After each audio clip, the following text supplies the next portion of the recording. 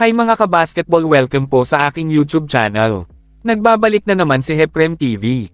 Alam niyo ba, na si Stephen A. Smith, ay masigasig na nagpahayag ng kanyang confidence kay Anthony Edwards at sa kakayahan ng Minnesota Timberwolves na manalo sa kanilang playoff series laban sa Denver Nuggets, emphasizing niya ang sensational performance ni Edwards sa buong season at partikular sa postseason na binibigyang diin ang kanyang dominance sa mga crucial moments, lalo na sa fourth quarter. Grabe si Edwards, mala Jordan din maglaro mga kabasketball.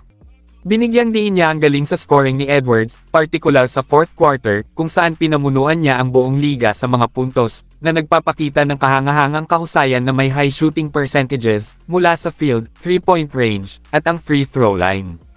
Nagbigay si Smith ng statistical evidence, upang suportahan ang kanyang pahayag, na itinuro ang mga impressive average ni Edwards, laban sa Nuggets sa regular season, at ang kanyang mahusay na performance sa kasalukuyang postseason. Time out muna mga kabasketball, kung nagustuhan niyo ang video na ito, please mag-like at mag-subscribe po. Tapos na? Sige, tara tuloy na po tayo. Bukod dito, pinuri ni Smith ang versatility at impact ni Edwards sa both ends ng court na itinatampok ang kanyang pagiging athleticism, hindi lamang sa mga offensive drive kundi pati na rin sa mga defensive play tulad ng shot blocking. Pinuri niya si Edwards bilang pinakamahusay na two-way guard sa NBA sa ngayon na kinikilala ang kanyang kakayahang mag-ambag ng malaki sa opensa at depensa. Si Edwards in particular ay naging sensational na nagpapakita ng kanyang husay bilang isa sa sensational ng liga. Ang kanyang kahangahangang performance sa Game 1 kung saan umiscore siya ng 43 points ay minarkahan ang kanyang ikatlong sunod na laro sa playoff na may 35 points o higit pang mga puntos. Kapansin-pansin, si Edwards has been a force to be reckoned sa ika-4 na quarter na nangunguna sa buong liga sa mga puntos sa mahalagang yugtong ito ng laro na may average na 10.8 puntos bawat laro. Siya ay naging napakahusay, mag-shoot ng 69% mula sa field at 57% mula sa 3-point range noong fourth quarter.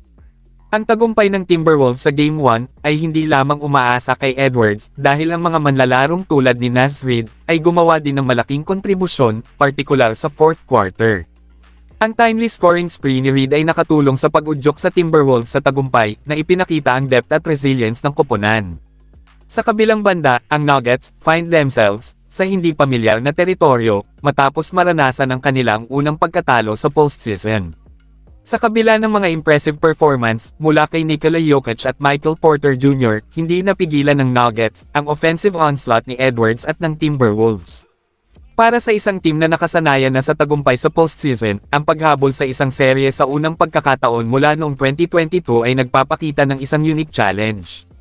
Gayunpaman, ang Nuggets ay hindi madaling umatras, lalo na kapag ang kanilang mga championship aspirations ay on the line.